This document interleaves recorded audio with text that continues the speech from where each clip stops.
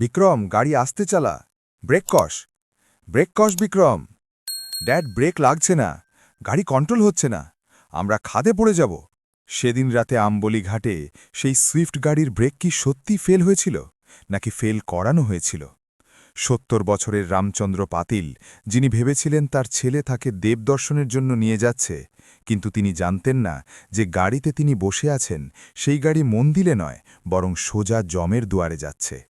৫০ লাখ টাকার ঋণ আর ২ কোটি টাকার ইন্স্যুরেন্সের জন্য এক উচ্চশিক্ষিত ছেলের দ্বারা নিজের বাবাকে সরিয়ে দেওয়ার জন্য বানানো এক নিখুঁত খুনের পরিকল্পনা।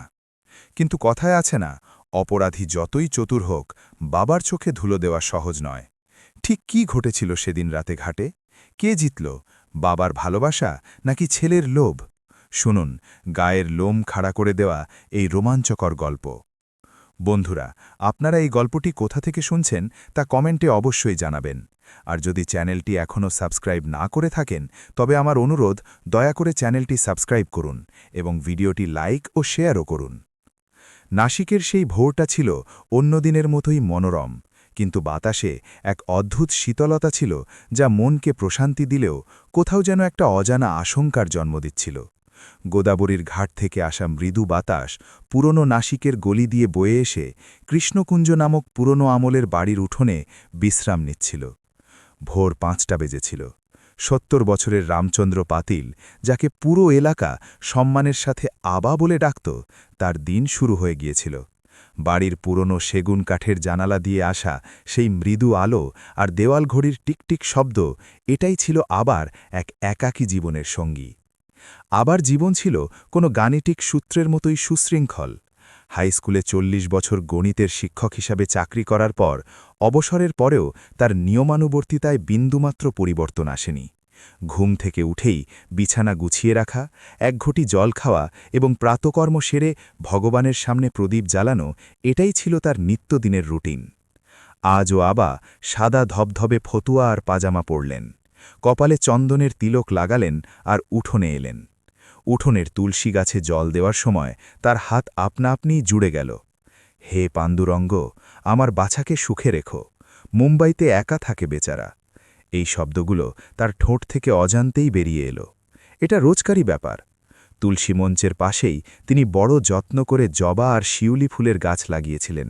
শিউলি ফুলের চাদর উঠোনে বিছিয়েছিল। সেগুলো কুড়াতে কুড়াতে আবার তার প্রয়াত স্ত্রী সুমিত্রার কথা মনে পড়ে গেল। রামদা উঠোনের কোণায় জল দিচ্ছেন, কিন্তু নিজের চোখের জল কেন লুকাচ্ছেন? ৫ বছর আগে শেষ নিঃশ্বাস ত্যাগের সময় সুমিত্রা এটাই বলেছিল, বিক্রমের খেয়াল রেখো গো, ও এখনও ছোট, দুনিয়াদারির কিছু বোঝে না, ওকে আগলে রেখো। সুমিত্রা চলে যাওয়ার পর ৫ বছর কেটে গেছে, কিন্তু আবা তার কথাগুলো মনে গেঁথে রেখেছিলেন। বিক্রম তার একমাত্র ছেলে, আবার জীবনের কেন্দ্রবিন্দু। সকালের চা খেতে খেতে বারান্দার আরাম কেদারায় বসে সকাল কিংবা লোকমত খবরের কাগজ উল্টে পাল্টে দেখা আবার প্রিয় সময়। নাকে চশমা লাগিয়ে তিনি খবর পড়তেন, কিন্তু তার নজর বারবার মোবাইল ফোনের দিকে যেত। হয়তো বিক্রমের কোনো মেসেজ এসেছে, গুড মর্নিং আবা। এই একটা মেসেজ এলেই তার দিনটা সোনার মতো উজ্জ্বল হয়ে যেত।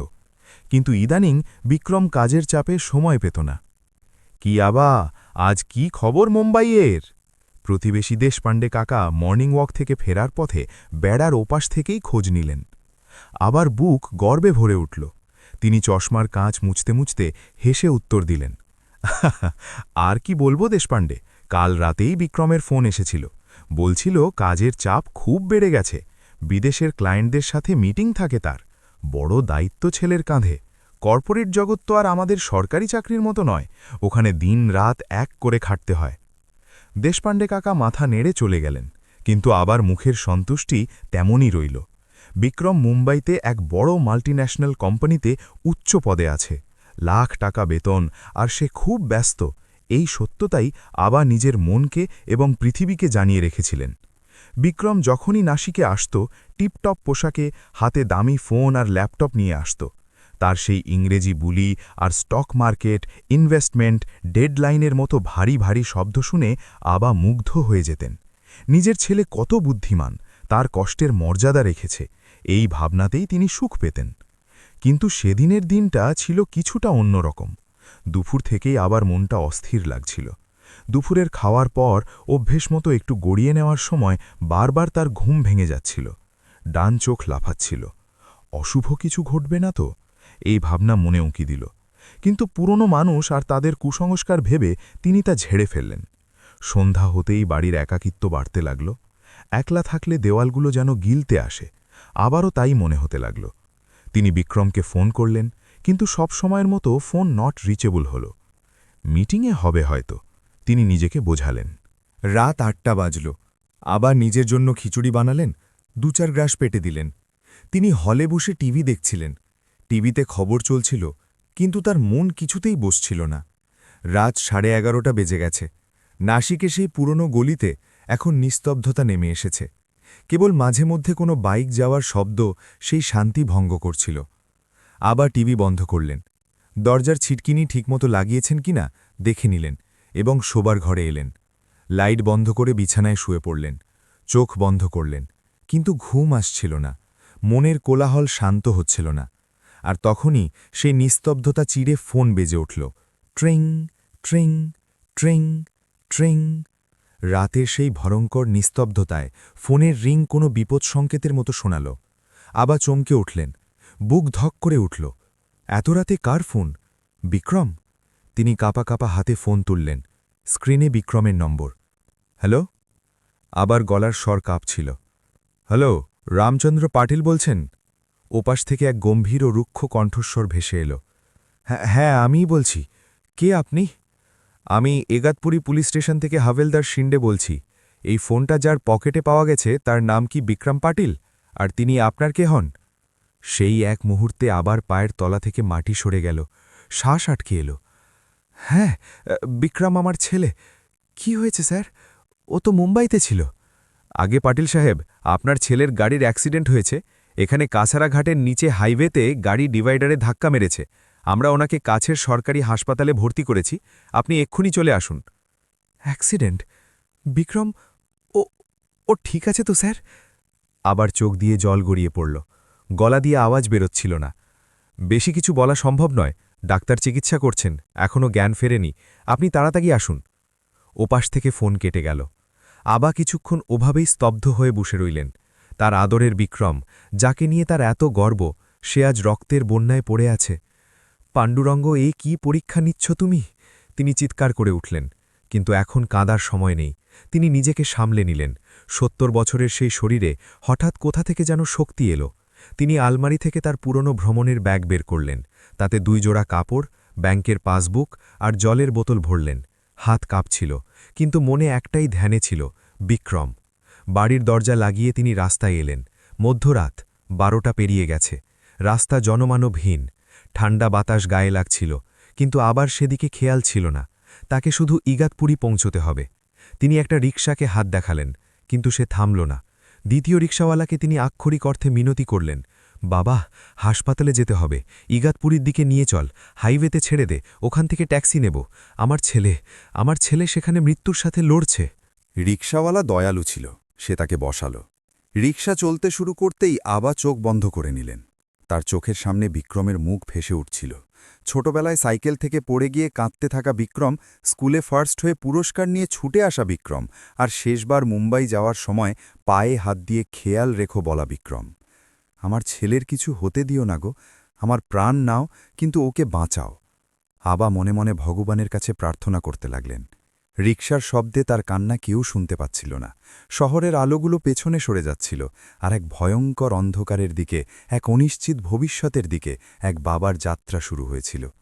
তিনি কল্পনাও করতে পারেননি যে এই দুর্ঘটনা কেবল একটি গাড়ির ছিল না, বরং তার সম্পূর্ণ জীবনের, তার বিশ্বাসের এবং তার অস্তিত্বের দুর্ঘটনা হতে চলেছিল। ইগাতপুরীর সেই হাসপাতালে কেবল তার ছেলে নয়, বরং এক ভয়ঙ্কর সত্য তার জন্য অপেক্ষা করছিল। ইগাতপুরীর সেই সরকারি হাসপাতালের চত্বরে পা রাখতেই ফিনাইল, স্পিরিট আর মানুষের অসহায়তার এক তীব্র গন্ধ আবার নাকে এসে লাগল। ভোর ৩টে হবে হয়তো, তবুও সেখানে শান্তি ছিল না। জেনারেল ওয়ার্ডের সেই বড় হলে পুরনো জংঘরা ফ্যানের ক্যাচ ক্যাচ শব্দ, কোনো বেড থেকে রোগীর গোঙানি, আবার কোথাও আত্মীয়দের ফিসফিসানি শোনা যাচ্ছিল। দেওয়ালের পলেস্তারা খসে পড়া, মেঝেতে রক্তের দাগ মুছে ফেলার চিহ্ন আর বাতাসে ভ্যাপসা ভাব, এই পরিবেশ যে কোনো সাধারণ মানুষকে অস্বস্তিতে ফেলার জন্যে যথেষ্ট ছিল।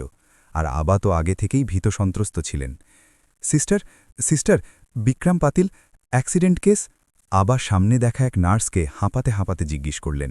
তার গলার স্বরে ভয় স্পষ্ট ছিল। নার্স হাতের ফাইল না দেখেই আঙুল দিয়ে এক কোণায় ইশারা করলেন। বেড নম্বর ২৪, একটু আগেই শিফট করা হয়েছে। শান্ত থাকুন, পেশেন্ট ঘুমাচ্ছেন। আবার পা টলছিল, কিন্তু তিনি দৌড়ে গিয়ে বেড নম্বর ২৪-এর কাছে পৌঁছলেন। সেখানে সাদা চাদরের নিচে বিক্রম শান্ত হয়ে শুয়েছিল। তার ডান হাতে প্লাস্টার করা এবং কপালে একটা বড় ব্যান্ডেজ, গালে আর হাতে ছড়ে যাওয়ার দাগ। কিন্তু সে শ্বাস নিচ্ছিল, তার বুক ওঠানামা করছিল। আবা কাঁপা কাঁপা হাতে তার কপালে হাতে রাখলেন। শরীর গরম ছিল, সেই স্পর্শে আবার ধরে প্রাণ এলো। পাণ্ডুরঙ্গ, তোমার কোটি কোটি ধন্যবাদ। তিনি মনে মনে অঝরে কাঁদলেন, কিন্তু মুখ দিয়ে শব্দ বেরুল না। ডাক্তারের কথা মতো চোট গুরুতর ছিল না। হাতের হাড় ভেঙেছিল আর কিছু মার লেগেছিল, কিন্তু মাথায় গভীর চোট ছিল না। ব্যথানাশক ওষুধের কারণে বিক্রম গভীর ঘুমেছিল।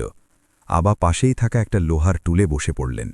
নিজের ত্রিশোর্ধ ছেলেকে এভাবে হাসপাতালের বেডে পড়ে থাকতে দেখে যে কোনো বাবারই বুক ফেটে যাবে।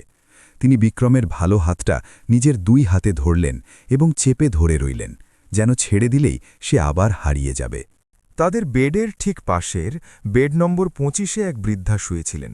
বয়স প্রায় ৭৫-এর কোঠায়, পরনে এক সাধারণ সুতির শাড়ি, পাকা চুল আর মুখে বলিরেখার জাল। কিন্তু সেই বলিরেখার মাঝে লুকিয়ে থাকা তার চোখগুলো ছিল অসম্ভব উজ্জ্বল আর তীক্ষ্ণ। তিনি জেগেছিলেন। আবা ভেতরে আসা থেকেই তিনি একদৃষ্টে তার দিকে তাকিয়েছিলেন। তার দৃষ্টিতে কৌতূহল ছিল না, ছিল এক ধরনের পরিচিতি আর সহানুভূতি। তার নাম ছিল মাই। ধীরে ধীরে রাত কাটতে লাগল। হাসপাতালের সেই অদ্ভুত নিস্তব্ধতায় আবার তন্দ্রা আসছিল। ভ্রমণের ক্লান্তি আর মানসিক চাপের কারণে তার চোখ বুজে আসছিল। ঠিক তখনই বিক্রমের বেড থেকে নড়াচড়ার আওয়াজ এলো। আবা ধর্মর করে জেগে উঠলেন। বিক্রম ওষুধের ঘোরে ছিল, কিন্তু সে বিড়বিড় করছিল। ফ্যাকাশে মুখে ভাঁজ পড়েছিল। সে মাথা এদিক ওদিক নাড়াচ্ছিল। আবা চিন্তিত হয়ে ঝুঁকে জিজ্ঞেস করলেন, বিক্রম, কি হচ্ছে বাবা? ব্যথা করছে? কিন্তু বিক্রমের জ্ঞান ছিল না। সে ঘুমের মধ্যেই কারো সাথে ঝগড়া করার মতো বিড়বিড় করল, না, টাকা পাওয়া যাবে। সান্না ভাই, একটু থাম, কাল ট্রান্সফার করছি, প্লিজ। তার কথাগুলো অস্পষ্ট ছিল, কিন্তু তাতে টাকা আর ভয় স্পষ্ট বোঝা যাচ্ছিল। ইন্স্যুরেন্স পেপার, সই হয়ে গেছে, শুধু একটু সময়। আবা ভাবলেন অফিসের কাজের টেনশন হবে। তিনি তার মাথায় হাত বুলিয়ে দিলেন। শান্ত হ বাবা, কিসের কাজ আর কিসের টাকা? জীবন সবার আগে, তুই ঘুমা। আবা স্নেহের সাথে চাপড়ে দিতেই বিক্রম আবার শান্ত হল। আবার স্বস্তির নিঃশ্বাস ফেললেন। বেচারা ঘুমের মধ্যেও কাজের চিন্তা করছে, কত দায়িত্ব নিয়েছে কাঁধে। এই ভেবে আবার ছেলের প্রতি গর্ব আরও বেড়ে গেল। কিন্তু বেড নম্বর ২৫-এর মাই এইসব দেখছিলেন। বিক্রমের সেই ভাঙা ভাঙা শব্দ শুনে তার কপালে চিন্তার ভাঁজ আরও গভীর হল। তিনি কিছু বললেন না, কিন্তু একটা দীর্ঘশ্বাস ফেলে পাশ ফিরে শুয়ে পড়লেন।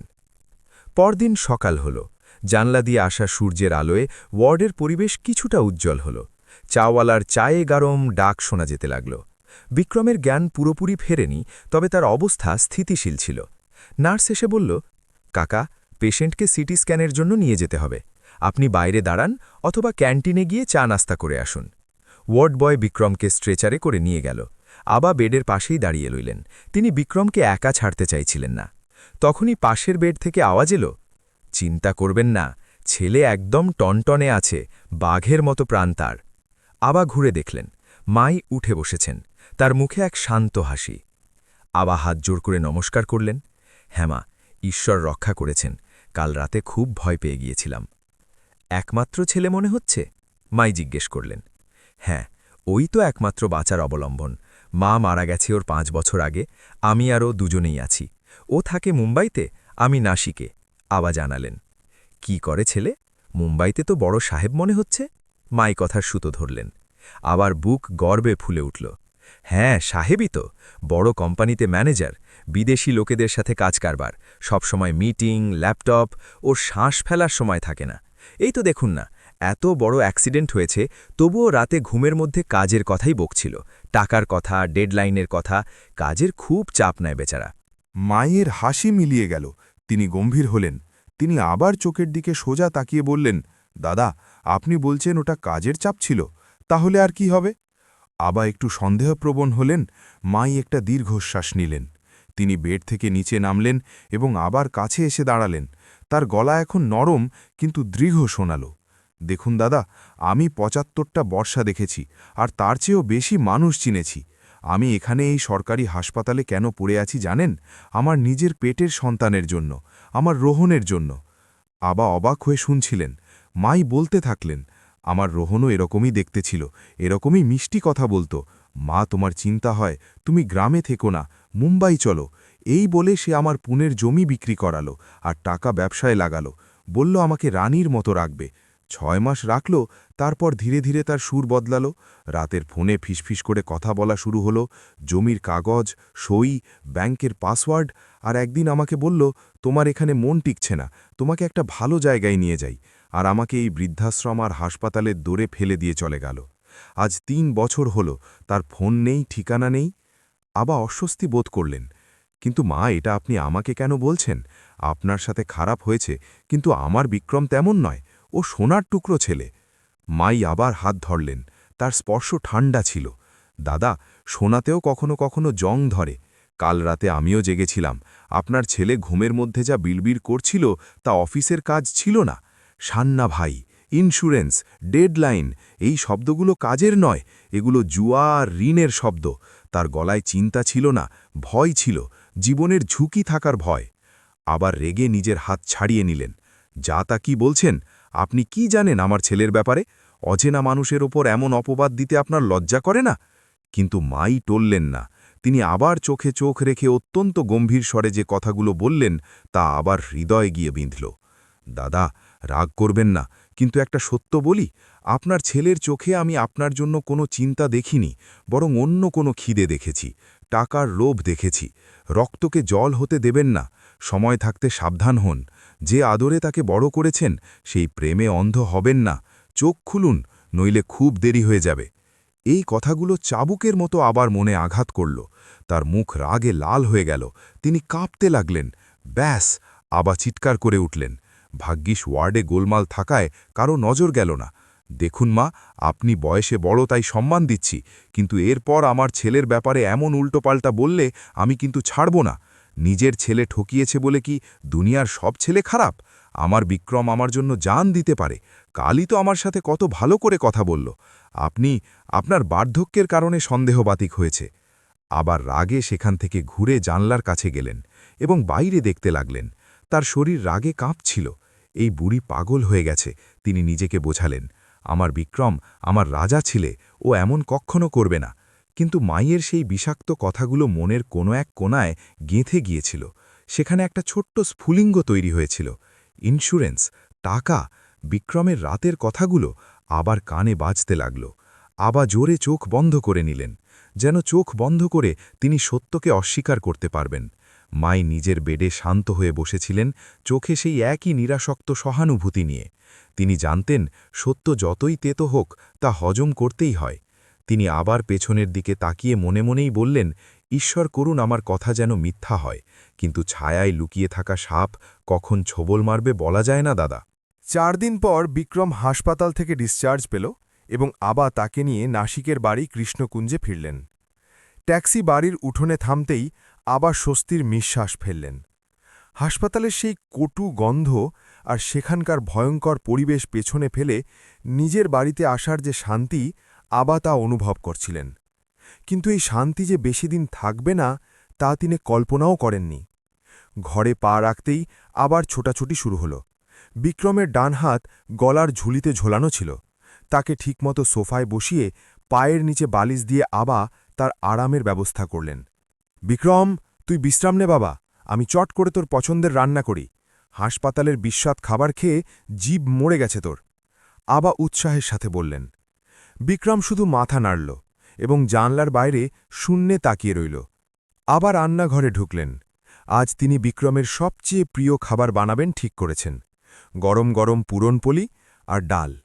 সুমিত্রা থাকাকালীন উৎসবে পার্বণে বাড়িতে যে পুরনপলির সুবাস ছড়াত, ঠিক তেমনই গন্ধ আজ অনেক মাস পর বাড়িতে করছিল। ডাল সেদ্ধ করার সময়, পুরন বাটার সময় আবার মন অতীতে হারিয়ে যাচ্ছিল। ছোটবেলায় বিক্রম পুরনপলির জন্য কেমন বায়না করত তা মনে পড়ে তার গালে হাসি ফুটল। কিন্তু সেই একই সময় হাসপাতালের সেই মায়ের কথাগুলো তার কানে ভ্রমরের মতো গুনগুন করতে লাগল। দাদা, আপনার ছেলের চোখে আমি চিন্তা নয়, অন্য কোনো খিদে দেখেছি। আবা জোরে মাথা নাড়লেন, যেন সেই চিন্তাগুলো ঝেড়ে ফেলতে চাইলেন। ধুর, বুড়ি পাগল হয়ে গিয়েছিল, আমার বিক্রম তেমন নয়। তিনি বিড়বিড় করতে করতে কড়াইতে ঘি ঢাললেন। খাবারের থালা নিয়ে তিনি হলে এলেন। বিক্রম, ওঠ বাবা, গরম গরম খেয়ে নে। থালার দিকে তাকালো বিক্রম, কিন্তু তার মুখে প্রত্যাশিত আনন্দ ছিল না। সে যান্ত্রিকভাবে খেতে শুরু করল। আবা সামনের চেয়ারে বসে তাকে দেখছিলেন। খাওয়ার সময়ও বিক্রমের নজর বারবার তার মোবাইলের দিকে যাচ্ছিল। প্রতি 2 মিনিট অন্তর সে স্ক্রিন অন করে দেখছিল। মেসেজের নোটিফিকেশন বাজলেই সে চমকে উঠে ফোন হাতে নিচ্ছিল এবং তার মুখে এক উত্তেজনার রেখা ফুটে উঠছিল। বাবা, ফোনটা পাশে রাখ না, এখন খাওয়ার সময় অন্তত ওসব বাদ দে। আবা স্নেহ ভরা স্বরে বললেন। বিক্রম একদম চটে গেল। ড্যাড প্লিজ, আমার কাজ চলছে, আমি অফিসে যাচ্ছি না মানে এই নয় যে কাজ বন্ধ হয়ে গেছে, আমাকে আপডেট থাকতে হয়। তার গলা অকারণে চড়ে গিয়েছিল। আবা চুপ হয়ে গেলেন। তিনি প্রসঙ্গ পাল্টালেন। আচ্ছা, হাতের ব্যথা কেমন এখন? ওষুধ খেয়েছিস তো? হ্যাঁ, খেয়েছি ড্যাড। আপনি প্লিজ প্রশ্ন করা বন্ধ করবেন, মাথা ধরছে আমার। বিক্রম থালা সরিয়ে দিল। অর্ধেক রুটি ওভাবেই পড়ে রইল। সে উঠল এবং ব্যালকনিতে গিয়ে কাউকে ফোর লাগাতে লাগল। আবা বাকি খাবার ঢেকে রাখলেন। তার মনে সন্দেহের টিকটিকি নড়ে উঠল। হাসপাতালে ঘুমের মধ্যে বিড়বিড় করা বিক্রম আর এখন বাড়িতে অস্থির হয়ে থাকা বিক্রম, কিছু একটা নিশ্চয়ই গড়বড় ছিল। ব্যালকনি থেকে বিক্রমের চাপা গলার কথা তার কানে আসছিল। না সান্নাবাই, আমি বলেছি না হয়ে যাবে, একটু সময় দাও। ওই বুড়ো, হ্যাঁ, প্ল্যান ওটাই আছে। আবার কানে বুড়ো আর প্ল্যান শব্দগুলো এলো এবং তার বুকের ধড়ফড়ানি বেড়ে গেল। কিন্তু তিনি নিজেকে বোঝালেন যে হয়তো সে অফিসের কোনো পুরনো বসকে বুড়ো বলছে আর কাজের প্ল্যান নিয়ে কথা বলছে। কিন্তু মনের মেঘ কাটছিল না। পরদিন সকালে এক অদ্ভুত ঘটনা ঘটল। দুধওয়ালা আর মুদি দোকানের বিল মেটানোর জন্য আবার নগদ টাকার দরকার ছিল। তিনি তার নিত্যদিনের কাঠের টেবিলের ড্রয়ারের কাছে গেলেন। সেখানে তিনি সবসময় নিজের ব্যাংকের পাসবুক, চেক বই আর কিছু নগদ টাকা রাখতেন।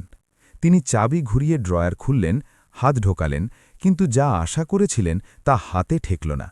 তিনি ড্রয়ার পুরোটা বাইরে বের করলেন। পুরনো চিঠির বান্ডিল, কিছু পেন আর চশমার বাক্স সেখানে ছিল, কিন্তু ব্যাংকের পাসবুক আর চেক বই উধাও। আবার কপালে ঘাম জমল। এমন কি করে হয়? আমি পরশু তো এখানেই রেখেছিলাম, তিনি নিজেই নিজেকে বললেন। তিনি আশেপাশের সব ড্রয়ার খুঁজলেন, আলমারির ওপরে, গদির নিচে, সব জায়গায় খুঁজলেন, কিচ্ছু নেই। বিক্রম, বিক্রম, তিনি ডাক দিলেন। বিক্রম বেডরুমে ল্যাপটপে কিছু করছিল। কি হলো ড্যাড? আরে, আমার স্টেট ব্যাংকের পাসবুক আর চেক বই এখানেই ছিল, তুই দেখেছিস নাকি রে? বিক্রম ল্যাপটপ থেকে চোখ না সরিয়েই উত্তর দিল, আমি কি জানি, আপনিই হয়তো কোথাও রেখেছেন আর ভুলে গেছেন, বয়স হয়েছে আপনার, স্মরণশক্তি কমেছে ইদানিং। এবার সেটা বিশ্বাস হল না। তিনি ভুলো মনের মানুষ নন, তার শৃঙ্খলায় এখনও কোনো ভুল হয় না। মনের সন্দেহ এখন দানা বাঁধতে শুরু করেছে। ভয়ের ছায়া গাঢ় হতে লাগল। যদি পাসবুক আর চেক বই না থাকে তাহলে আর কি কি নেই? তার হঠাৎ সাতারা জেলার তাদের পৈতৃক জমির কথা মনে পড়ল। সাতারায় তাদের 5 একর ফলের বাগান ছিল, যা ছিল তার জীবিকা আর ভবিষ্যতের বড় অবলম্বন। সেই জমির মূল দলিল, 7 বারার পুরনো পর্চা এবং ফেরফার এন্ট্রির ফাইল তিনি বেডরুমের বড় গোদরেজ আলমারির লকারে একটা লাল কাপড়ের পুটুলিতে যত্ন করে রেখেছিলেন। তিনি কাপা কাপা পায়ে বেডরুমের দিকে গেলেন। আমার জল চাই, এই বলে তিনি বিক্রমকে রান্নাঘরে পাঠালেন এবং সুযোগ বুঝে গোদরেজ আলমারি খুললেন। ভেতরের লকারের চাবি তার পৈতেতে আটকানো থাকত। তিনি সেটা বের করলেন এবং লকার খুললেন। ভেতরে লাল পুটুলিটা ছিল। আবা মুহূর্তের জন্য স্বস্তি পেলেন। তিনি পুটুলিটা বের করলেন, কিন্তু পুটুলির গিঁটটা স্বাভাবিকের চেয়ে আলগা ছিল। আবা মনে পড়ল তিনি সবসময় এক বিশেষ ধরনের শক্ত গিঁট দিতেন, যা সহজে খুলত না। এই গিঁট আলাবা ছিল। তার হাত পা ঠান্ডা হয়ে এলো। তিনি গিট খুললেন এবং ভেতরের কাগজ বের করলেন। তার শ্বাস আটকে গেল। ফাইলের অবস্থা এলোমেলো ছিল, কাগজগুলো দুমড়ে মুচড়ে ছিল। সবচেয়ে বড় ধাক্কা, জমির মালিকানা সত্ত্বের মূল দলিল আর সাম্প্রতিক কিছু স্বাদ বাড়ার কাগজ সেখান থেকে গায়েব ছিল। তার বদলে সেখানে কিছু কোড়া স্ট্যাম্প পেপার আর কিছু রাফ কাগজ ছিল, যাতে আবার সই নকল করার প্র্যাকটিস করা হয়েছিল। আবার চোখের সামনে অন্ধকার নেমে এলো। তিনি আলমারি ধরে সামলালেন। জমির কাগজ, যা তার বাবা জানপ্রাণ দিয়ে আঙলে রেখেছিলেন, তা গায়েব ছিল। আর ওই সই নকল করার কাগজ, এটা বাইরের চোরের কাজ হতেই পারে না। এটা ড্যাড, জল। বিক্রম দরজায় দাঁড়িয়েছিল, হাতে জলের গ্লাস। তার মুখে এক ভাবলেশহীন অভিব্যক্তি। আবা ফাইলটা খুললেন এবং এলোমেলো কাগজগুলো লুকোনোর চেষ্টা করলেন না। তিনি ঘুরে বিক্রমের দিকে তাকালেন। তার চোখে রাগ, দুঃখ আর ভয়ের মিশ্রণ ছিল। বিক্রম আবা গলা ধরে এলো। এগুলো কি? জমির আসল কাগজ কোথায়? আর এই কাগজে আমার সই কে নকল করেছে? বিক্রমের মুখের রেখাও নড়ল না। সে শান্তভাবে ভেতরে এলো এবং জলের গ্লাস টেবিলে রাখল। ড্যাড, আপনি শুধু শুধু সন্দেহ করছেন, বিক্রম ঠান্ডা স্বরে বলল। ওই কাগজগুলো খুব পুরনো হয়ে গিয়েছিল, ছিলে যাচ্ছিল। তাই আমি ওগুলো ল্যামিনেশন করতে আর ডিজিটালাইজ করতে দিয়েছি। এখন সব অনলাইন হয়, আপনি ওসব বুঝবেন না। আর চেক বই, পাসবুক, সেগুলোও ল্যামিনেশনে দিয়েছিস? আবা পাল্টা প্রশ্ন করলেন। তার গলা চড়ল। আর আমাকে না জিজ্ঞেস করে তুই জমির কাগজে হাত দিলি কি করে? আর ওই সই নকল করার প্র্যাকটিস কিসের জন্য? বিক্রমের ধৈর্য বাঁধ মানল না। সে দেওয়ালে জোরে হাত চাপড়াল। ব্যাস করুন ড্যাড, কত জেরা করবেন? আমি আপনার ছেলে নাকি চোর? আপনার ভালোর জন্যই তো করছি সব। ওই জমি পড়ে আছে, তার ভ্যালুয়েশন বাড়াতে হলে এসব করতে হয়। আর চেক বই, আমার হাসপাতালে বিল মেটানোর জন্য টাকার দরকার হলে আমি কি আপনার কাছে ভিক মাগব? আমার অধিকার নেই আপনার টাকার ওপর। সে আবার খুব কাছে ছিল। তার চোখে এখন সেই ভাব ছিল যা মাই চিনেছিলেন, এক হিংস্র ক্ষুধা। আপনার আমার ওপর বিশ্বাস নেই? আমি এত বড় অফিসার, আমি কেন আপনার ওই নামমাত্র জমি হাতাব? আপনার বার্ধক্যের কারণে ভীমরতি ধরেছে, নিজের ছেলের ওপর সন্দেহ করছেন। সে ইমোশনাল ব্ল্যাকমেইল শুরু করল। মা থাকলে তিনি কখনো আমাকে সন্দেহ করতেন না। আপনি বদলে গেছেন ড্যাড। আবা নিরুত্তর হলেন। বিক্রমের এই আক্রমণাত্মক মেজাজের সামনে তিনি ঘাবড়ে গেলেন। ছেলে মায়ের প্রসঙ্গ তুলতেই তার রাগ গলে গেল এবং অপরাধ বোধ জেগে উঠল। সত্যিই কি আমি বেশি সন্দেহ করছি? ও হয়তো কাগজ ভালোর জন্যই নিয়ে গেছে। রাগ করিস না বিক্রম, আমি শুধু জিজ্ঞেস করছিলাম। আবার নরম হলেন। জিজ্ঞেস করবেন না, আমার কষ্ট হচ্ছে, আমি এখন ঘুমাবো। বিক্রম রাগে দরজা লাগিয়ে দিল। আবা হলে একাই দাঁড়িয়ে রইলেন। হাতের খালি ফাইল আর মেঝেতে পড়ে থাকা সেই সই প্র্যাকটিস করা কাগজগুলো তার দিকে তাকিয়ে হাসছিল। বিক্রম উত্তর দিয়েছিল, কিন্তু সমাধান দেয়নি। উল্টে আবার অপরাধবোধের সুযোগ নিয়ে আসল প্রশ্ন এড়িয়ে গেছে। সেদিন রাতে আবা খেলেন না। তিনি নিজের বিছানায় শুয়ে ছাদের দিকে তাকিয়ে রইলেন। মায়ের কথাগুলো এখন ঝড়ের মতো ঘুরপাক খাচ্ছিল, রক্তকে জল হতে দেবেন না। আজ ঘরের শান্তি ছিল ভয়ঙ্কর। একই ছাদের নিচে থেকেও বাবা ছেলের দূরত্ব মাইলের পর মাইল বেড়ে গিয়েছিল। আবার মনের ভালোবাসার জায়গায় এখন সন্দেহ তার পাকা বাড়ি বানিয়ে ফেলেছিল। আর দুর্ভাগ্যবশত সেই সন্দেহ সত্যি হওয়ার লক্ষণ দেখা যাচ্ছিল। কালই উকিলের সাথে দেখা করতে হবে, আবা মনে মনে পণ করলেন। ভালোবাসার চেয়ে সত্য জানাটা এখন বেশি জরুরি হয়ে পড়েছে। সেদিন রাতে কৃষ্ণকুঞ্জে ভয়াল নিস্তব্ধতা ছিল, কিন্তু আবার মনে ঝড় বইছিল। দেওয়াল ঘড়ির কাঁটা সরছিল আর আবার শ্বাস ভারী হচ্ছিল। ভোর 4টে বাজলেও তার চোখে ঘুম ছিল না।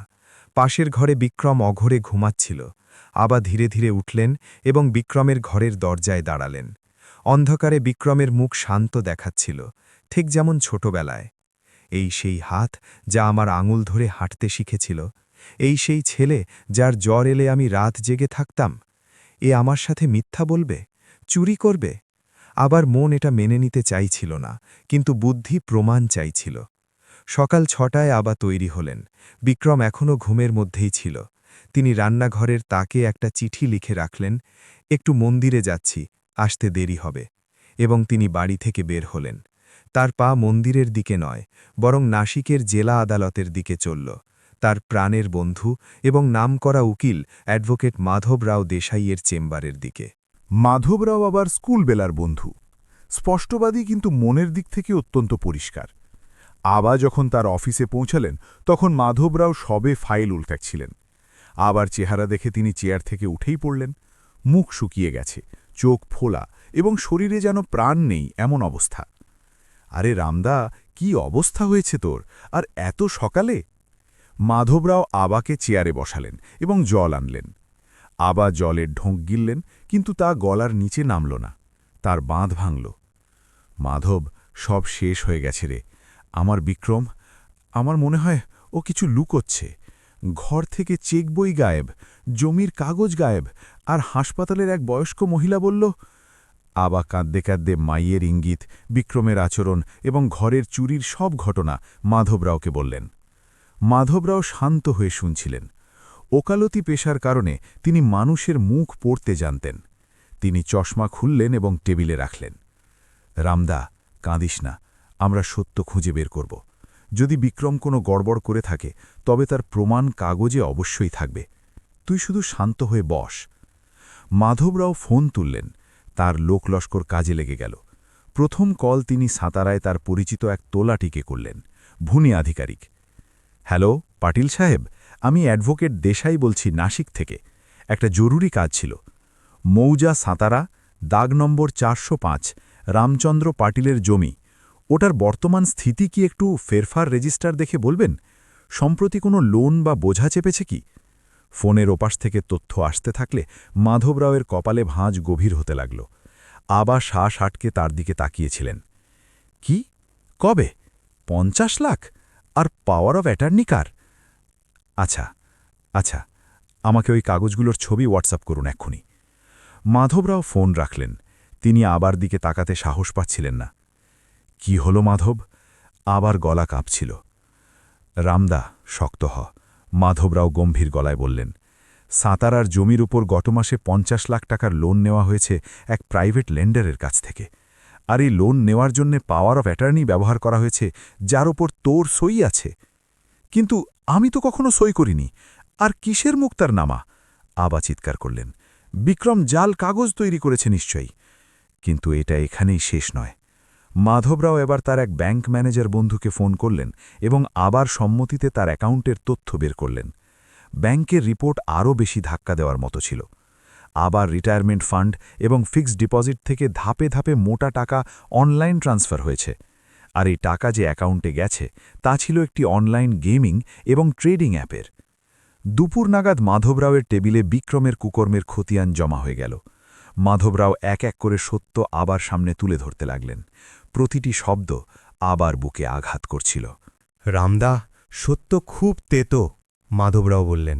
তোর বিক্রম ও কোনো মাল্টিন্যাশনাল কোম্পানিতে ম্যানেজার নয়। 6 মাস আগেই তাকে চাকরি থেকে বের করে দেওয়া হয়েছে। তার অনলাইন জুয়া আর ক্রিপ্টোকারেন্সি ট্রেডিংয়ের নেশা ধরেছে। ও কোটি কোটি টাকা ঋণে ডুবে আছে। মুম্বাইয়ের মহাজন আর গুন্ডারা ওর জানের পেছনে পড়েছে। ও তোর টাকা, তোর জমি সব কিছু নিজের ঋণ শোধ করার জন্য ব্যবহার করেছে।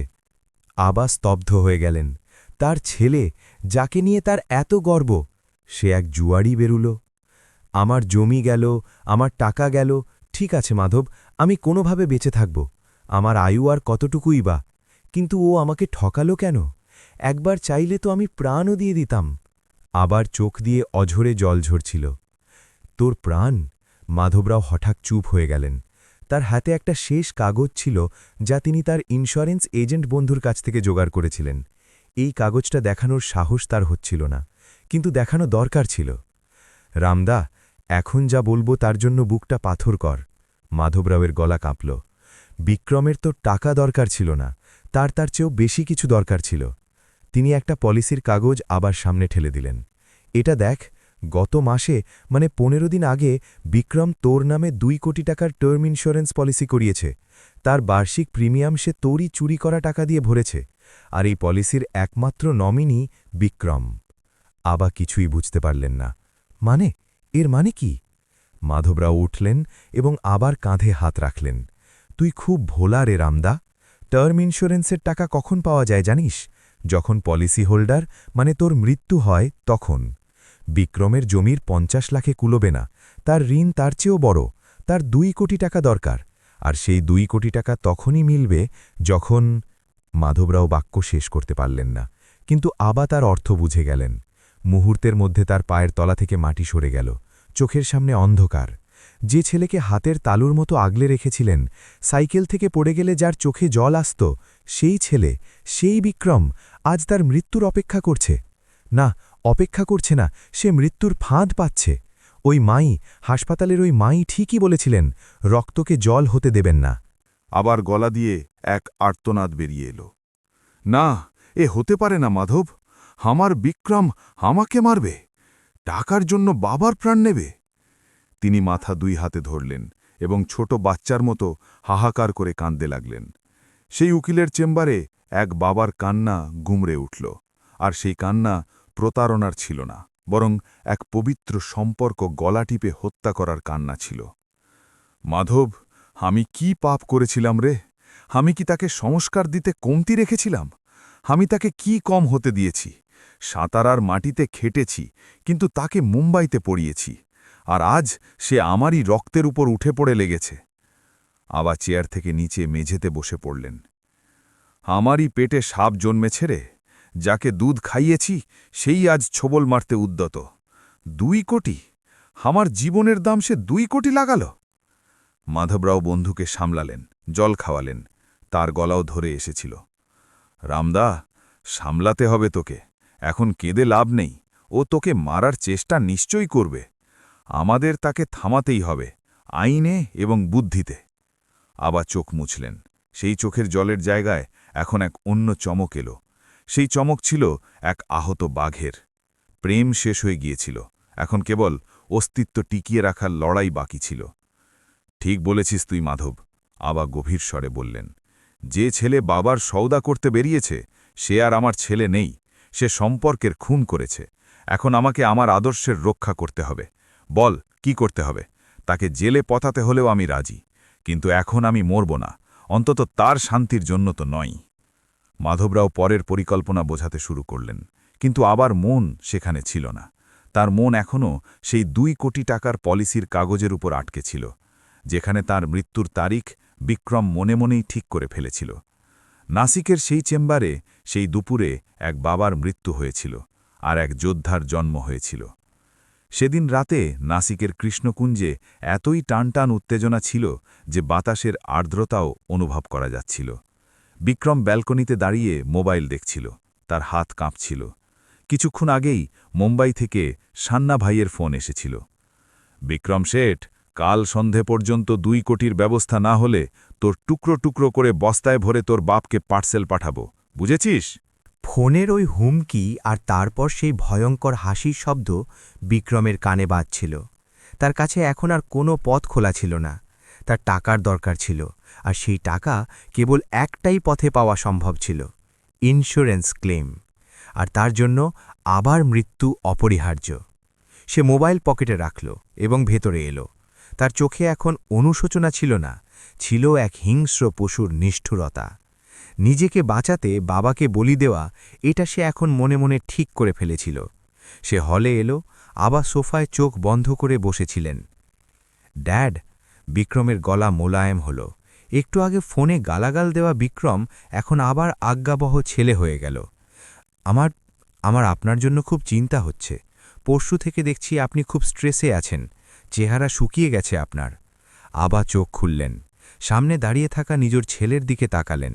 একসময় এই মুখ দেখে তার ক্লান্তি দূর হয়ে যেত, আজ এই মুখ দেখেই তার গায়ে কাঁটা দিল।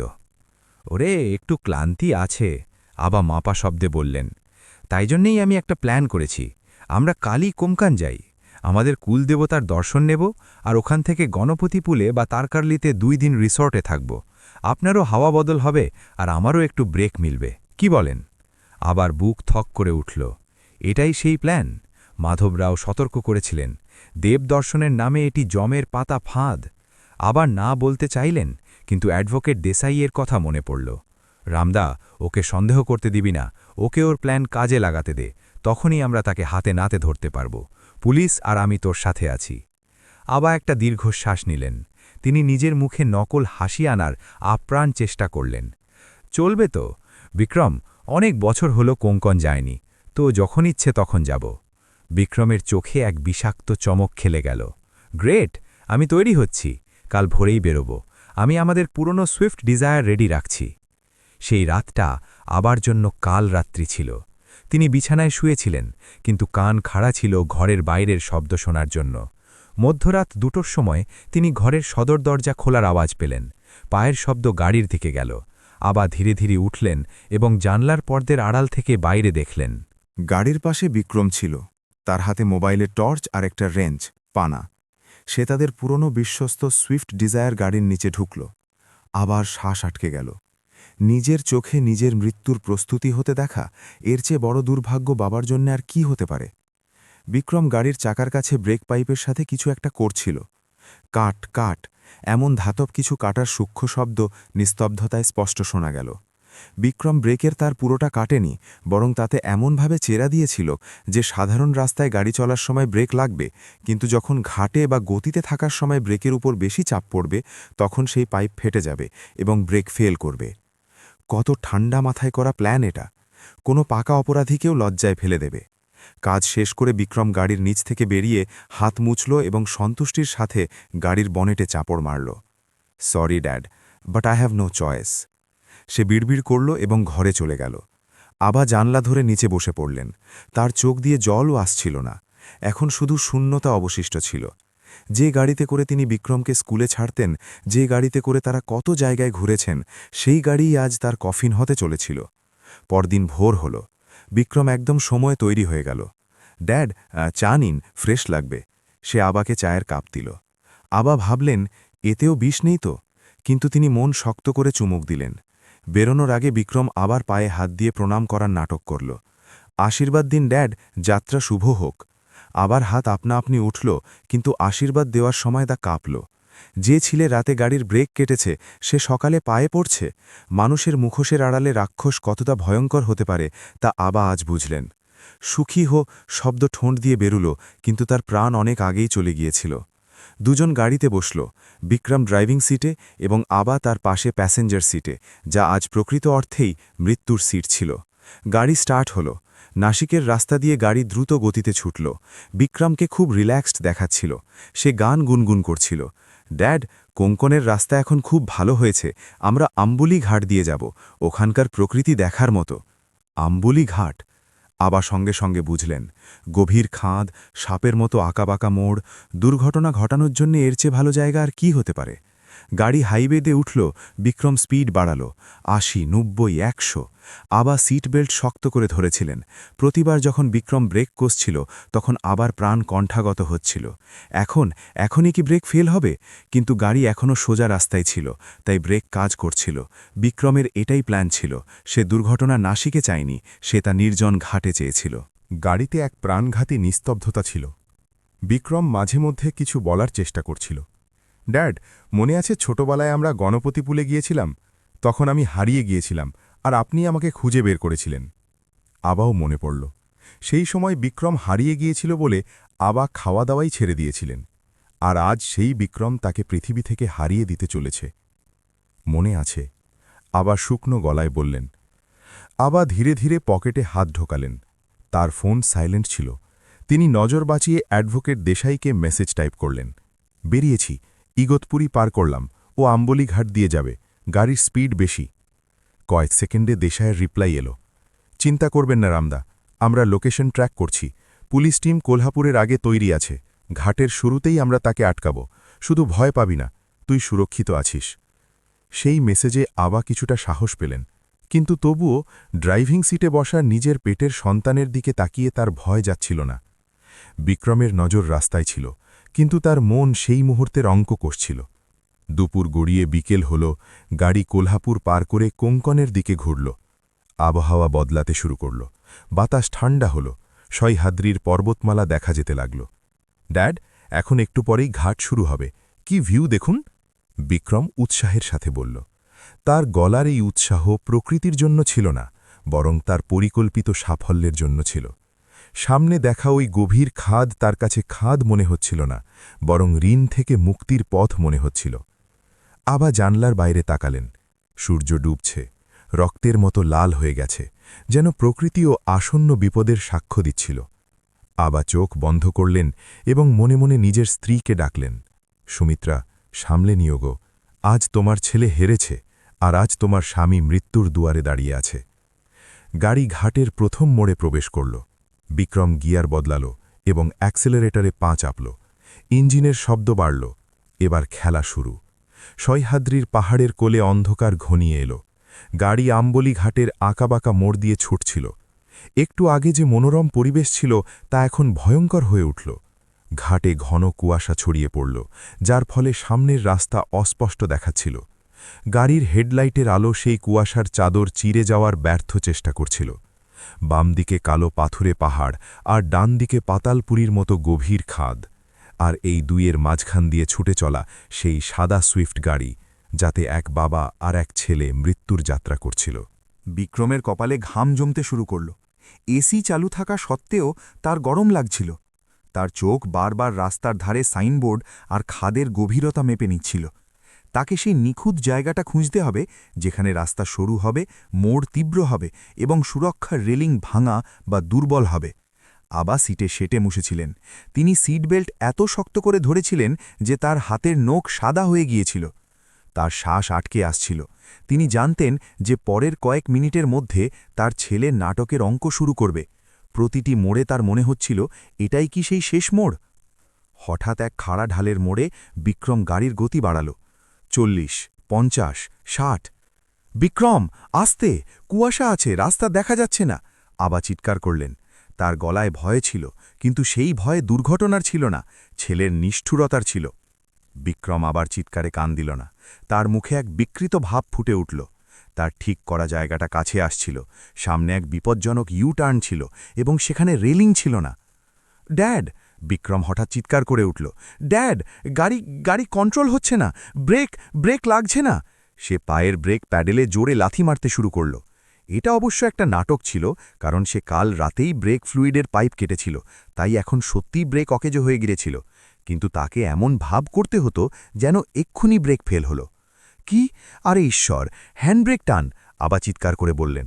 তিনি জানতেন বিক্রম হ্যান্ডব্রেক টানবে না। কিছুই কাজ করছে না ড্যাড, আমরা মরব, গাড়ি খাদে যাবে! বিক্রম চেঁচিয়ে উঠল। সে স্টিয়ারিং হুইলের ওপর নিয়ন্ত্রণ হারানোর নাটক করতে করতে গাড়ি রাস্তার ধারের খাদের দিকে ঘোরাল। তার পরিকল্পনা তৈরি ছিল। মোড়ের ঠিক আগে গাড়ির দরজা খুলে লাফ মারবে এবং গাড়িকে আবাসহ খাদে ফেলে দেবে। সে ধীরে সিট বেল্টের বাকল খুলল এবং ডান হাত দিয়ে দরজার হ্যান্ডেল ধরল। সামনে মৃত্যু দেখা যাচ্ছিল। গুড বাই ড্যাড, সে বিড়বিড় করল এবং দরজা খুলে লাফ মারার প্রস্তুতি নিল। কিন্তু ঠিক সেই মুহূর্তে আবার বৃদ্ধ হাতে বাঘের শক্তি এলো। তিনি ক্ষিপ্র গতিতে বিক্রমের শার্টের কলার এবং তার ডান হাত সজোরে চেপে ধরলেন। তার ধরা এতই শক্ত ছিল যে বিক্রম নড়তেও পারল না। কোথায় যাচ্ছিস হারামজাদা? আবার গলা বজ্রের মতো শোনাল। সেই গলা ভয় পাওয়া বাবার ছিল না, বরং এক বাঘের ছিল। বিক্রম চমকে গেল। ড্যাড, ছাড়ুন, লাফ দিন, গাড়ি পড়ছে। পড়বে না, আবা চিৎকার করলেন। তুই রাতে গ্যারেজে ব্রেকের তার কেটেছিস, তা আমি নিজের চোখে দেখেছি বিক্রম। তোর 2 কোটি টাকার ইন্স্যুরেন্স আর 50 লাখের ঋণ, সব জানি আমি। বিক্রমের চোখে ভয় ছড়িয়ে পড়ল। ড্যাড সব জানে? এই চিন্তা তার মাথায় বিদ্যুতের মতো খেলে গেল। মুহূর্তের জন্য তার মনোযোগ বিচলিত হল। গাড়ি খাদের একদম কিনারে পৌঁছে গিয়েছিল, কিন্তু আবার মৃত্যুর ভয় ছিল না, কারণ তিনি আগেই নিজের সুরক্ষা কবচ তৈরি রেখেছিলেন। যে মুহূর্তে গাড়ি সেই বিপজ্জনক মোড়ে পৌঁছাল, হঠাৎ সামনে থেকে চোখ ধাঁধানো আলোর ফোকাস এলো। নীল লাল বাতির ঝলকানি আর সাইরেনের কর্কশ শব্দ শান্ত ঘাটে গুমড়ে উঠল। রাস্তার মাঝখানে এক পুলিশ জিপ আড়াআড়ি দাঁড়িয়েছিল এবং পেছনের দিক থেকে আরেকটা পুলিশ জিপ দ্রুত গতিতে এসে পথ আটকাল। বিক্রম কিছু বোঝার আগেই সামনের জিপ থেকে ইন্সপেক্টর সালভি এবং অ্যাডভোকেট দেসাই নিচে নামলেন। বিক্রম ভয়ে গাড়ির ব্রেক চাপল, যা অকেজো ছিল, কিন্তু ঘাটের চড়াইয়ের কারণে গাড়ির গতি কমে গিয়েছিল। সে হ্যান্ডব্রেক টানল, যা সে আগে টানেনি, এবং গাড়ি খাদের মুখের ঠিক 2 ফুট আগে গড়গড় করে থেমে গেল। নিচে নাম, হাত ওপরে করে নিচে নাম! ইন্সপেক্টর সালভি পিস্তল তাক করে ধমক দিলেন। বিক্রম স্তব্ধ হয়ে গিয়েছিল। তার হাত কাঁপছিল। প্ল্যান ভেস্তে গেছে তা সে বুঝতে পারল। সে আবার দিকে তাকাল। আবা এখনও তার হাত ধরেছিলেন। তার চোখে এখন জল ছিল, কিন্তু তা দুঃখের নয়, ঘৃণার ছিল। পুলিশ বিক্রমকে গাড়ি থেকে কলার ধরে বাইরে বের করল, তাকে রাস্তায় হাঁটু গেড়ে বসালো। তার পরপরই আবা গাড়ি থেকে নামলেন। তার পা টলছিল, কিন্তু তিনি সোজা দাঁড়িয়েছিলেন। অ্যাডভোকেট দেসাই দৌড়ে এলেন এবং আবাকে ধরলেন। রামদা, ঠিক আছিস তো? আবা শুধু মাথা নাড়লেন। তার নজর মাটিতে পড়ে থাকা পুলিশের কবজায় থাকা বিক্রমের ওপর আটকে ছিল। বিক্রমের ভ্রম কাটল। ড্যাড, ড্যাড, এটা কি? এটা অ্যাক্সিডেন্ট ছিল, ব্রেক ফেল হয়েছিল। আপনি পুলিশ কেন ডাকলেন? আমি আপনাকে বাঁচাতে যাচ্ছিলাম। সে আবার নাটকের চেষ্টা করল। ইন্সপেক্টর সালভি এগিয়ে এলেন এবং বিক্রমের গালে সপাটে এক চর কষালেন। ব্যাস, অনেক নাটক হয়েছে। তোর গাড়ির কাটা ব্রেক পাইপ আর তোর পকেটের মোবাইলের ডেটা সব প্রমাণ আমাদের কাছে আছে। তোর সান্না ভাইকেও আমরা মুম্বাই থেকে তুলেছি। এখন তোতা পাখির মতো সব বলবি? সান্না ভাইয়ের নাম শুনতেই বিক্রমের অবশিষ্ট সাহসটুকু শেষ হয়ে গেল। তার মুখ ফ্যাকাশে হয়ে গেল। সে বুঝতে পারল খেলা শেষ, এখন কান্নাকাটি করে লাভ নেই। হঠাৎ তার মুখের ভয়ের ভাব বদলে গেল। সেখানে এখন রাক্ষুসে রাগ আর ঘৃণা ফুটে উঠল। সে পুলিশের হাত ঝটকা দিয়ে আবার দিকে তাকিয়ে চিৎকার করল। হ্যাঁ, মারতে চেয়েছিলাম আমি তোকে। কেন মারব না? তুই বুড়ো হয়ে গেছিস, কিন্তু এখনও টাকার ওপর সাপের মতো বসে আছিস। আমার টাকার দরকার ছিল, আমার টুকরো করে দিত ওই লোকেরা। তুই কি টাকা ওপরে নিয়ে যাবি? 2 কোটি পাওয়া গেলে আমার জীবনটা শুধরে যেত। তার সেই শব্দগুলো ঘাটের খাদে প্রতিধ্বনিত হল। তুই মরে গেলে ভালো হতো, তোর জমি, তোর টাকা সব আমার হতো। আবা শান্ত হয়ে দাঁড়িয়েছিলেন। বাতাস বইছিল, তার গায়ের কাপড় উড়ছিল। বিক্রমের মুখ থেকে বের হওয়া এই বিষাক্ত লালা শুনে এখন আর তার কষ্ট হচ্ছিল না। বেদনার সীমা তিনি অনেক আগেই পার করে এসেছিলেন। বিক্রম, আবার গলা অত্যন্ত শান্ত কিন্তু দৃঢ় ছিল। তোর টাকার দরকার ছিল তো একবার বাবাকে বলতিস, আমি জমি কি নিজের কিডনি বিক্রি করেও তোর ঋণ শোধ করতাম। কিন্তু তুই টাকার জন্য বাবার ভালোবাসা নয়, বাবার প্রাণ চাইলি। ওখানেই তুই হেরে গেলি। আবা এক পা এগোলেন। তুই বলছিস না আমি কি ওপরে নিয়ে যাব? সত্যি কথা, খালি হাতে এসেছি, খালি হাতে যাব।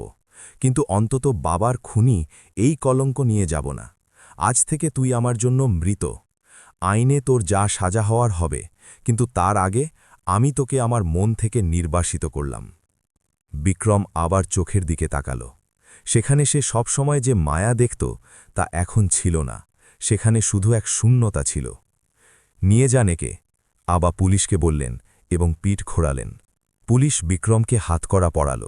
লোহার শেকলের আওয়াজ সেই নিস্তব্ধতায় কর্কশ শোনাল। বিক্রমকে জিপে ঢোকানো হল। সে এখনও গালাগাল দিচ্ছিল, চিৎকার করছিল, কিন্তু আবা একবারও পেছনে ফিরে তাকালেন না। অ্যাডভোকেট দেসাই আবার কাঁধে হাত রাখলেন। চল রামদা, গাড়িতে বস, এই খেলা শেষ। আবা আকাশের দিকে তাকালেন। মেঘ শোনে গিয়েছিল এবং কিছু তারা মিটমিট করছিল। মাধব, খেলা শেষ, কিন্তু এই খেলায় আমি হেরে গেলাম রে। ছেলেকে জেতানোর জন্য বাবা হিসেবে হেরে গেলাম। আবার গলা ধরে এলো। সেদিন রাতে আম্বলি ঘাটে কেবল এক অপরাধী গ্রেফতার হয়নি, বরং এক পবিত্র সম্পর্কের অন্ত্যেষ্টিক্রিয়া হয়েছিল। পুলিশ জিপের আলো দূরে যেতে দেখা যাচ্ছিল, আর আবা সেখানেই অন্ধকারে দাঁড়িয়েছিলেন, একা কিন্তু সুরক্ষিত, শরীরে জীবিত কিন্তু মনে আহত। নাসিকের জেলা দায়রা আদালতের সেই পুরনো গম্বুজওয়ালা দালান আজ এক দুর্ভাগ্যজনক মামলার রায় শোনার জন্য প্রস্তুত ছিল। সরকার বনাম বিক্রম রামচন্দ্র পাটিল।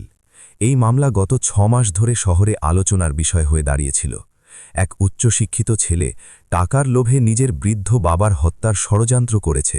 এই ঘটনা কারোরই মন নাড়িয়ে দেওয়ার মতো ছিল। কোর্টরুম কানায় কানায় পূর্ণ ছিল। আবা প্রথম বেঞ্চে শান্ত হয়ে বসেছিলেন। তার মুখে এখন ভয় ছিল না, বরং এক ধরনের স্থিতপ্রজ্ঞ ভাব ছিল। অ্যাডভোকেট মাধবরাও দেশাই নিজের পক্ষ মজবুতভাবে পেশ করেছিলেন। পুলিশের জমা দেওয়া ফরেন্সিক রিপোর্ট সবচেয়ে গুরুত্বপূর্ণ প্রমাণ হয়েছিল। বিক্রমের গ্যারেজে পাওয়া সেই রেঞ্চ, প্লাস এবং তাতে তার আঙুলের ছাপ, সেই সাথে গাড়ির ব্রেক পাইপে পাওয়া কাটার দাগ, এই সব প্রমাণ তাকে ফাঁদে ফেলার জন্য যথেষ্ট ছিল। এছাড়া ব্যাংক ট্রানজ্যাকশন রেকর্ড এবং 2 কোটি টাকার ইন্স্যুরেন্স পলিসি, এগুলো মোটিভ বা উদ্দেশ্য স্পষ্ট করছিল। আজ সাক্ষীদের দিন ছিল।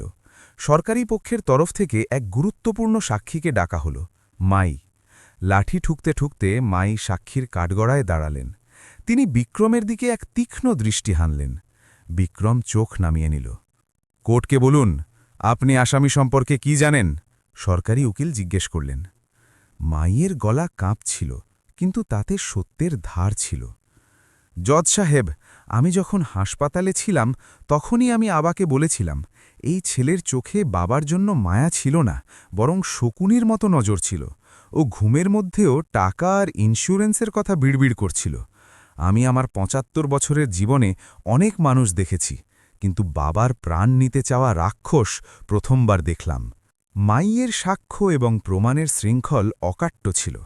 বাঁচাও পক্ষের উকিলের কোনো যুক্তিই বিক্রমকে বাঁচাতে পারল না। ২ ঘণ্টার শুনানির পর বিচারক তার কলম নিচে রাখলেন। কোর্টে নিস্তব্ধতা নেমে এল। আসামি বিক্রম রামচন্দ্র পাটিলের ওপর ভারতীয় দণ্ডবিধির ধারা ৩০৭, হত্যার চেষ্টা, ৪২০, প্রতারণা এবং ৪৬৭, জাল দলিল তৈরি অনুযায়ী আনা সমস্ত অভিযোগ প্রমাণিত হয়েছে। আসামি কেবল বাবার সাথে প্রতারণা করেনি, বরং অত্যন্ত ঠান্ডা মাথায় তার হত্যার ষড়যন্ত্র করেছে, যা সমাজকে কলঙ্কিত করে। এই অপরাধের গুরুত্ব বিবেচনা করে আদালত আসামিকে ১৪ বছরের সশ্রম কারাদণ্ড এবং ৫ লাখ টাকা জরিমানার সাজা শোনাচ্ছে। বিচারকের হাতুড়ির শব্দ হল এবং আবার জীবনের এক অধ্যায়ের সমাপ্তি হল। বিক্রমকে পুলিশ নিয়ে যাওয়ার সময় সে একবার আবার দিকে তাকাল। তার চোখে এখন অনুশোচনার ছায়া ছিল নাকি ভয়, তা বোঝা কঠিন ছিল। আবা অবশ্য জায়গা থেকে নড়লেন না। ২ দিন পর, স্থান নাসিক রোড সেন্ট্রাল জেল। লোহার জালের ওপাশে বিক্রম দাঁড়িয়েছিল। পরনে কয়েদির সাদা পোশাক, চেহারা ফ্যাকাশে হয়ে গেছে। জালের এপারে আবা দাঁড়িয়েছিলেন। এটা শেষ দেখা। ড্যাড, বিক্রমের গলা ধরে এলো। আমাকে মাফ করে দিন, আমি পথভ্রষ্ট হয়েছিলাম। জুয়ার নেশায় আমার বুদ্ধি নষ্ট হয়ে গিয়েছিল। আমাকে বাইরে বের করুন ড্যাড, আমি আর কখনো এমন করব না। আবা তার দিকে নির্বিকারভাবে তাকালেন। বিক্রম, তোকে বাইরে বের করার জন্য আমি এখানে আসিনি। আমি তোকে এটা বলতে এসেছি যে আজ থেকে তোর আর আমার সম্পর্ক শেষ।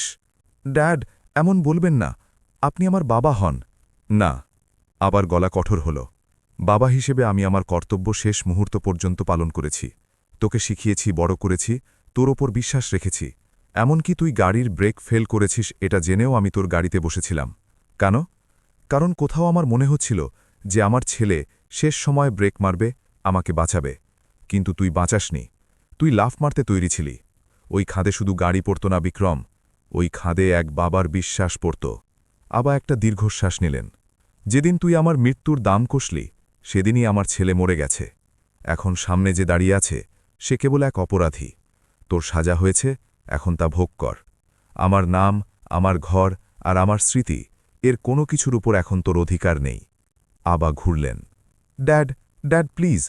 বিক্রম জালের উপর মাথা ঠুকে চিৎকার করতে থাকল, কিন্তু আবা থামলেন না। সেই লম্বা করিডোর দিয়ে হাঁটার সময় তার চোখ দিয়ে জল পড়ছিল, কিন্তু মনে এক বোঝা নামানোর অনুভূতি ছিল। তিনি আজ এক পচা সম্পর্কের বিসর্জন দিলেন। বাড়ি ফিরে কৃষ্ণকুঞ্জ যেন খেতে আসছিল, কিন্তু আবা ঠিক করেছিলেন এখন আর কেঁদে বসে থাকবেন না। তিনি অ্যাডভোকেট দেসাইকে ডাকলেন। মাধব, ওই সাঁতারার জমি, যাই সব ঝামেলার মূল ছিল, তা বিক্রি করে দে। ঋণের টাকা মিটিয়ে যা বাঁচবে তা আমাকে দে। কি করবি রামদা? আমি এক নতুন ঘর বানাব, ইট সিমেন্টের নয়, মানুষের। পরের ৬ মাসে আবা নিজের সম্পূর্ণ জীবন বদলে ফেললেন। সাঁতারার জমি থেকে আসা টাকা এবং নিজের পেনশন ব্যবহার করে তিনি নাসিকের উপকণ্ঠে এক বড় বাড়ি ভাড়া নিলেন। তার নাম দিলেন আধার বট, আশ্রয় বৃক্ষ। এই সংস্থা এমন বৃদ্ধ বাবা মায়েদের জন্য যাদের তাদের ওই সন্তানরা ঠকিয়েছে, ঘর থেকে বের করে দিয়েছে অথবা যাদের সম্পত্তি হাতিয়ে নিয়ে তাদের রাস্তায় ছেড়ে দিয়েছে।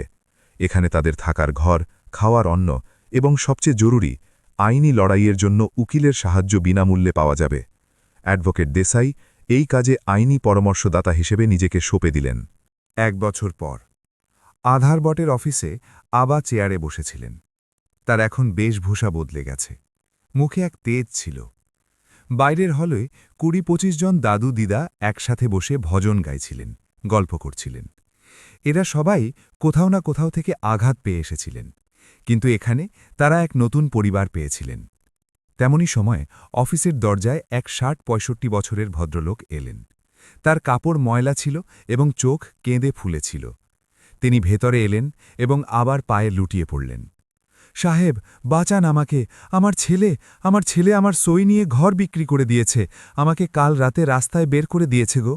ওই মানুষটি হাহাকার করে কাঁদছিলেন। আবা উঠলেন, তিনি ওই ভদ্রলোককে স্নেহের সাথে তুলে চেয়ারে বসালেন। তার সামনে জলের গ্লাস ধরলেন। শান্ত হন, কাঁদবেন না। আবার গলায় এখন আর পুরনো কম্পন ছিল না, বরং এক আধার বটের দৃঢ়তা ছিল। এখানে আপনার চোখের জল মোছানো হবে। যতদিন আমি আছি ততদিন আপনাকে কেউ রাস্তায় ছাড়বে না। আমরাই আপনার পরিবার। আবা সেই ব্যক্তির পিঠে স্নেহের হাত রাখলেন। জানলার বাইরে তাকালে দেখা গেল উঠোনে লাগানো এক ছোট্ট বটের চারা গাছে ভোরের নরম রোদ পড়েছে। বিক্রম আবার জীবন শেষ করার চেষ্টা করেছিল, কিন্তু সেখান থেকেই আবার শত শত নিরাশ্রয় জীবনের জন্য বাঁচার এক নতুন উদ্দেশ্য খুঁজে পেয়েছিলেন। রক্তের সম্পর্ক হেরে গিয়েছিল, কিন্তু মানবতার সম্পর্ক জিতেছিল।